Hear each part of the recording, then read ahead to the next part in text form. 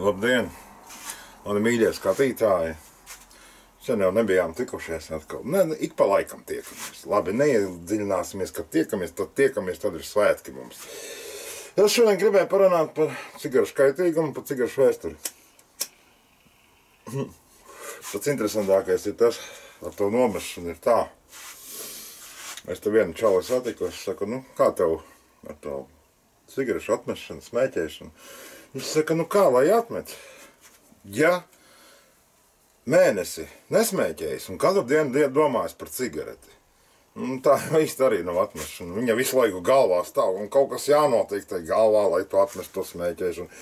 Es zinu, ka visādi plāksti ir, bet būtībā vajag gribas spēku. Un man tā kā viņa pagaidām nav tieši uz smēķēšanu. Uz visādām šitādām lietām man ir gribas spēks, bet atmest ir kā ir.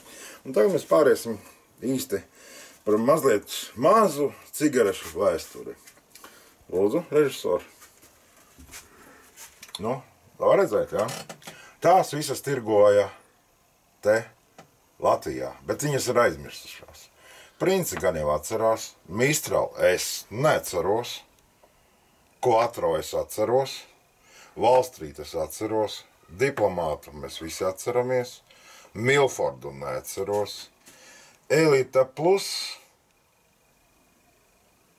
atceramies, tā bija mīkstā paciņa, Rīga cietā un Elita melnā cietā paciņa. Vai kaut ko es jaucu un nezinu. Nekur vēl Elite SC. Tad tur jāpadomā. Prima ar filtru ir bijusi, parastā prima, Jūrmalu kaut cik atceros un Baltiju atceros. Tātad, mīļie cilvēki, tā bija maza ieskats cigarešu vēsturē un cenšamies atmest. Es nezinu, vai man izdosies, bet jācenšās. Labi, līdz nākamajai reizei.